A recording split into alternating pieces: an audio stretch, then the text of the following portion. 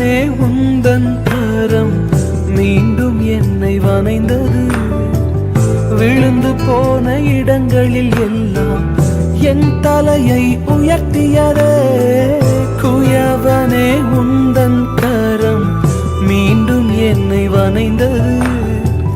விழுந்து போன இடங்களில் எல்லாம் என் தலையை உயர்த்தியதே. நீர் மட்டும் பெருகணும்